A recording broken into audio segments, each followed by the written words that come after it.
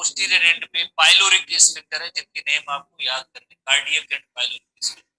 जैसे अब नेक्स्ट आते हैं, the opening from the oesophagus into the stomach is called cardiac opening located near the heart.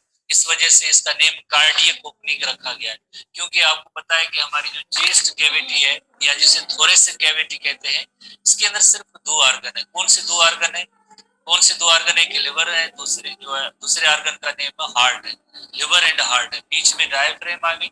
Diaphragm के बाद जो जिसे बाकी एब्डोमिनल ऑर्गन्स होते हैं, पोजीशन या लोकेशन जो है इसके हार्ट के साथ होती है, तो इस वजह से इस एंड को हम कहेंगे कार्डियक स्टमक या कार्डियक रीजन। तो इसमें स्फिंक्टर्स जो होंगे उन्हें सराउंड द कार्डियक ओपनिंग, तो उन्हें हम कहेंगे कार्डियक स्फिंक्टर्स। और आते हैं illustration, the largest part of the stomach is the body which narrows to form pyloric opening guarded by pyloric sphincter। Simply ये है कि इंटीरियर पार्ट में जैसे ये कार्डियक स्फिंक्टर होंगे और पोस्टीरियर पार्ट में ये पाइलोरिक स्फिंक्टर होगा। बीच में जो मेन पार्ट है स्टमक का उसे बॉडी कहते हैं। इलस्ट्रेशन पे आते हैं, अभी तो हमने जैसे ये रीडिंग की है, इसके इलस्ट्रेशन पे आते हैं। जैसे अगर स्टमक को देखा जाए तो इसोफेगस से ये आगे कंटिन्यूस है, तो पहला पार्ट होता है जिसे कहते हैं कार्डिया कहते हैं, और इस कर्व को कहते हैं जो फंडस कहते हैं। मेन पार्ट जैसे अभी हमने पढ़ा है कि उसे बॉडी कहते हैं। जैसे number 1 part, number 2 part, number 3 part body, और जो चौथा पार्ट है उसे कहेंगे पाइलोरिस कहते हैं, जो पाइलोरिक स्फिंक्टर आगे जो मौजूद है। तो स्टमक के 4 रीजन होते हैं। जैसे एक कार्डिया है, cardia is where the contents of the esophagus empty into the stomach। जैसे इसोफेगस के कंटेंट्स या जो भी यहाँ पे बोलस आ रहा है जिस जगह पे स्टमक में आके देता है, तो इस पॉइंट को हम कहते हैं cardia. Cardia, this point is called cardia. और यहाँ पे स्फिंक्टर होगा उसे कहेंगे कार्डियक स्फिंक्टर। इसी तरह से दूसरा जो पार्ट है fundus is found upper curved part. ये जो अपर कर्व्ड पार्ट होता है इसका नेम होता है fundus. This upper curved part is called funds.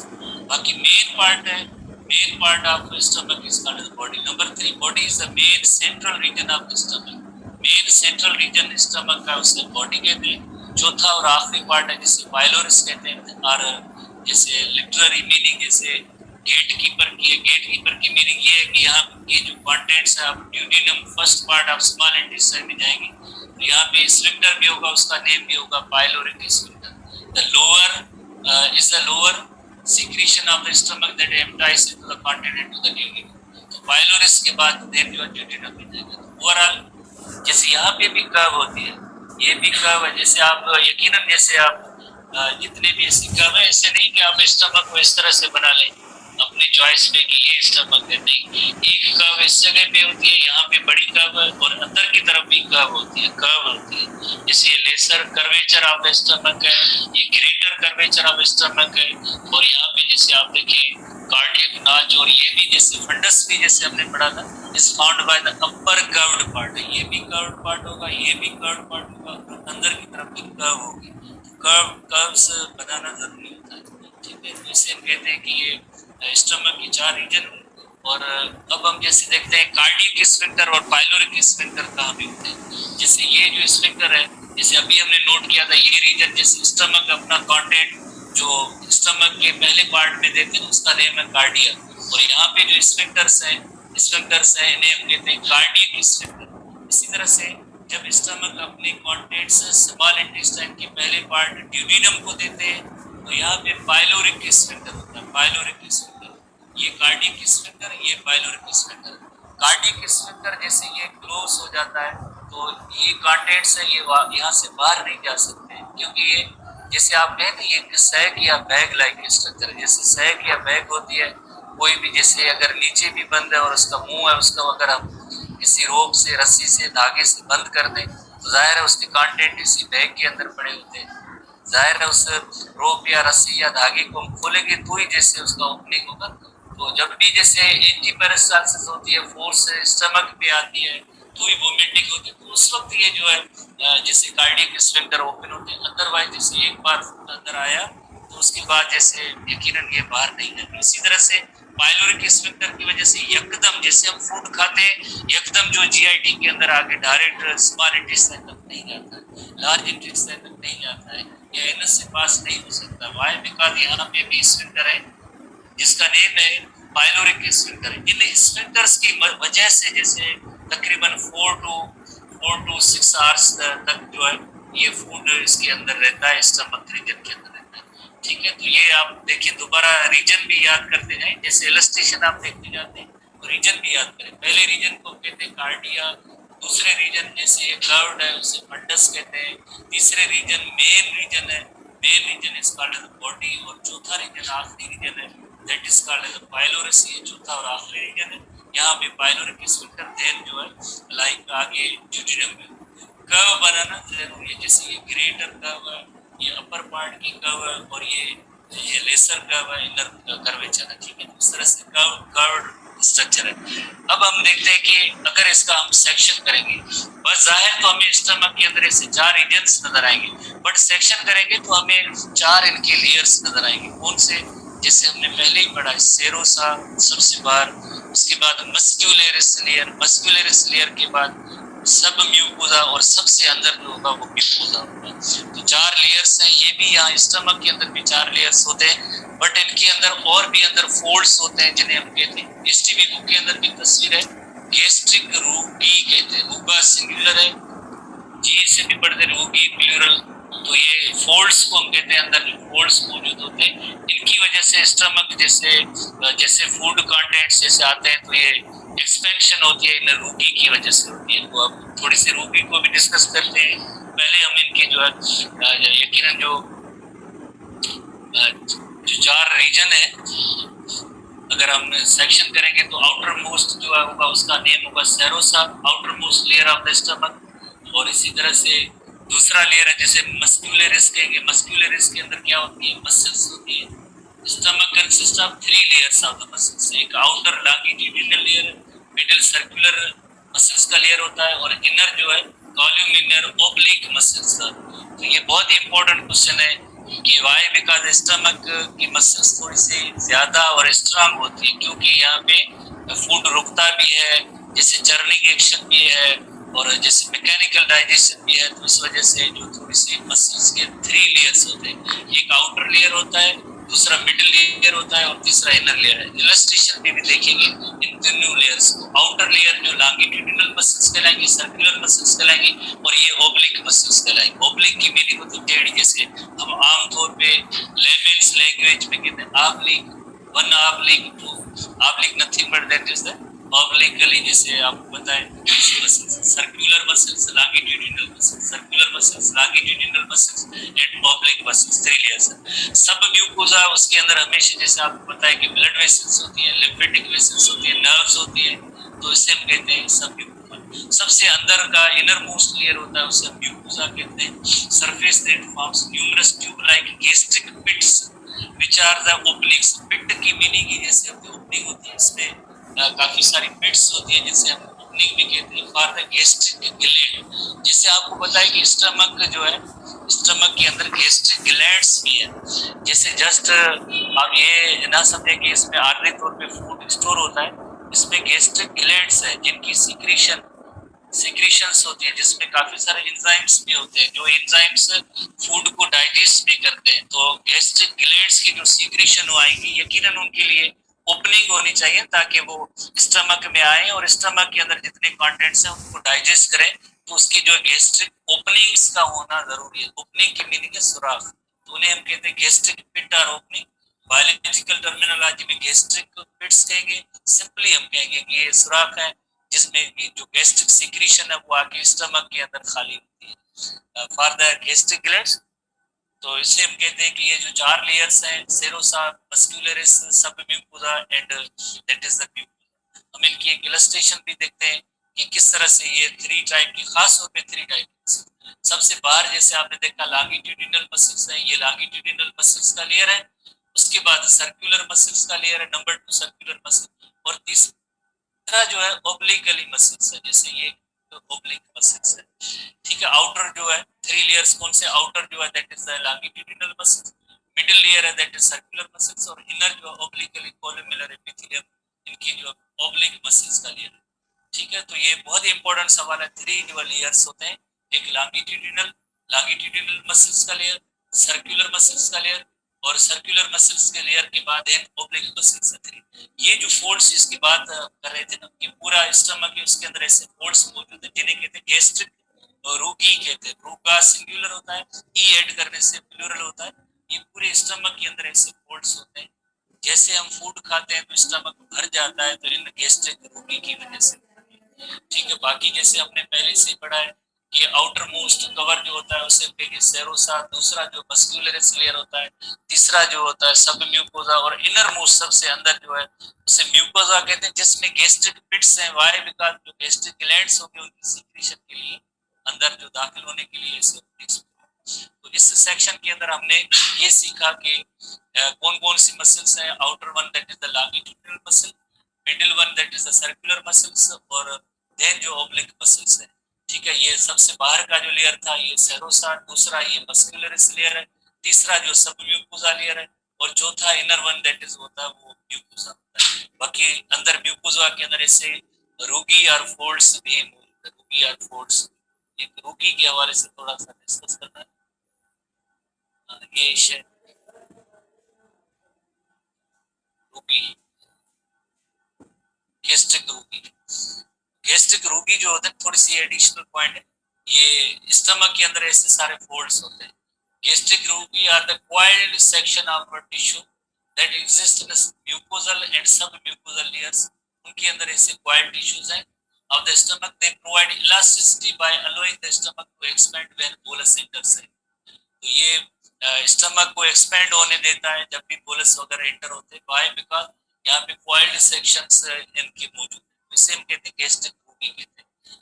Gastric रूगी ये हमारे बुक में नहीं है, याद करने की कोई जरूरत नहीं, जस्ट आपको थोड़ा सा गैस्ट्रिक रूगी के बारे में सीखना है कि होते क्या है। Gastric rugae are coiled secretion sections of tissue that exist in the mucosal and sub mucosal layer. जैसे आपको पता है ना, 4 लेयर है। सबसे बाहर का जो लेयर है सेरोसा, दूसरा मस्कुलरिस, तीसरा सब म्यूकोजा, और चौथा जो लेयर होता है उसे म्यूकोजा कहते हैं। तो ये सेक्शन किसके हैं? Sections of the tissue that exist in the mucosal and submucosal layers of stomach. They provide elasticity by allowing the stomach to expand. Stomach जो भर जाता है, expansion होती है, wide होता है when a bolus enters it, and these folds stretch outward through the action of mechanoreceptor which respond to the increase in pressure, and this allows the stomach to expand, therefore increasing the volume of the stomach without increasing the pressure. Volume बढ़ जाता है, pressure increase नहीं। जैसे हम food खाते हैं, जैसे food खाते हैं कहते हैं कि हमारा स्टमक भर गया है, तो उसका प्रेशर नहीं होता है उसका। जैसे अगर इतनी ज्यादा चीजें आए तो यकीनन, जैसे आपने केमिस्ट्री या फिजिक्स के हवाले से पढ़ा होगा, तो इनका प्रेशर भी डेवलप हो, बट प्रेशर डेवलप नहीं होता। क्यों नहीं होता? बिकॉज ऑफ दिस रोगी की वजह से होता है। ठीक है, so they also provide the stomach with increase surface area for nutrient absorption during digestion.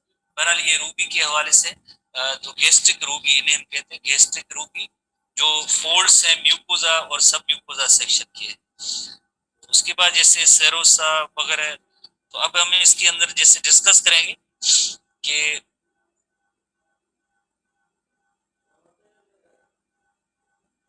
Mucosa, खासतौर पे म्यूकोजा सेल्स के हवाले से है कि म्यूकोजा के अंदर कौन कौन से जो है फर्दर सेल्स म्यूकोजा।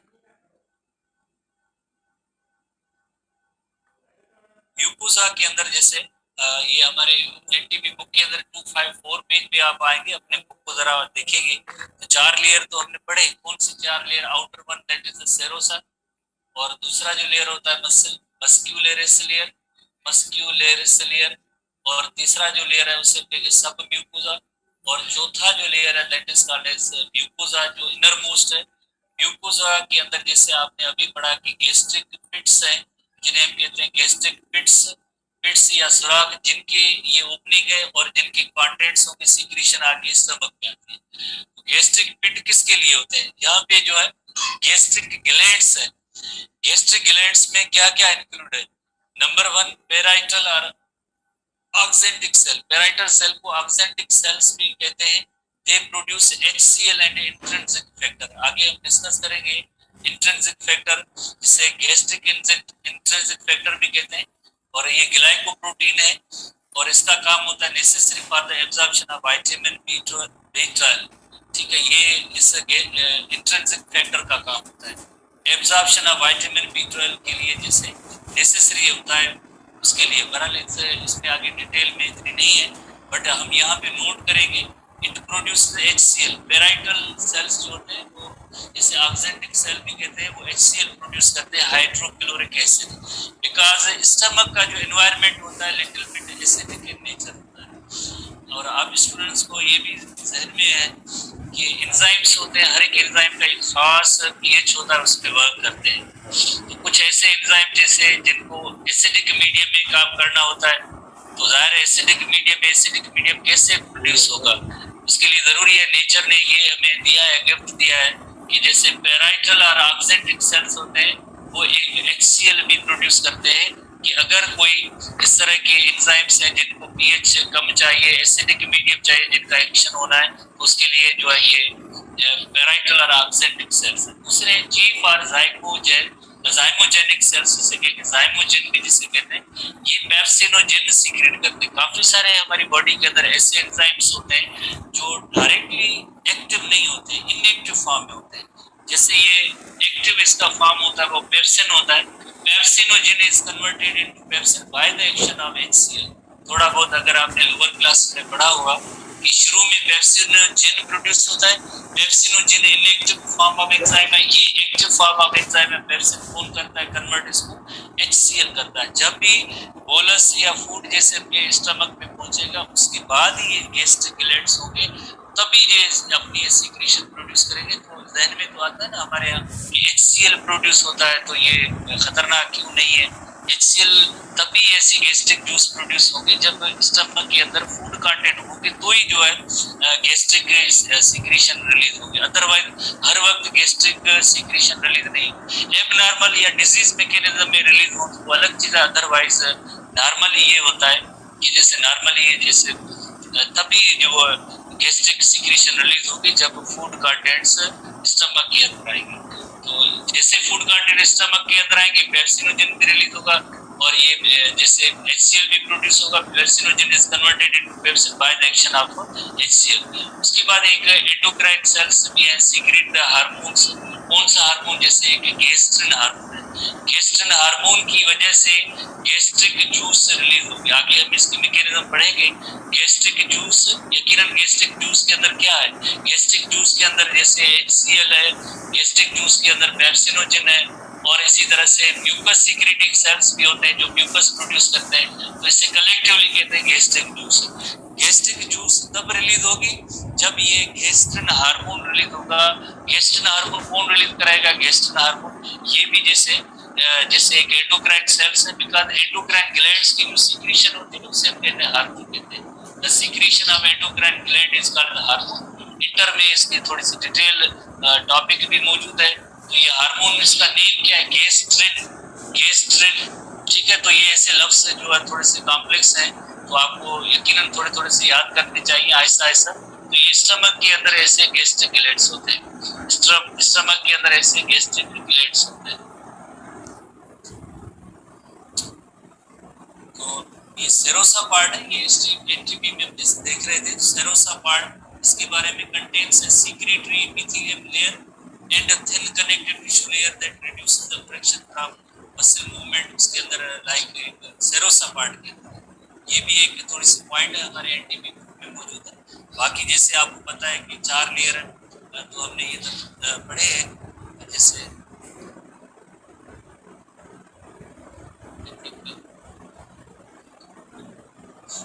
बाकी जैसे मजीद जैसे सेल्स हैं स्टमक के अंदर, जैसे एक गोबलेट सेल्स है, गोबलेट सेल्स है प्रोड्यूस म्यूकस, पेराइटल सेल्स है गैस्ट्रिक एसिड और HCl प्रोड्यूस करेंगे, एक चीफ सेल्स है जो पेप्सिनोजेन प्रोड्यूस करेंगे, एक टी सेल है सोमेटोस्टेटिन प्रोड्यूस करेंगे, ये की आगे डिटेल नहीं है।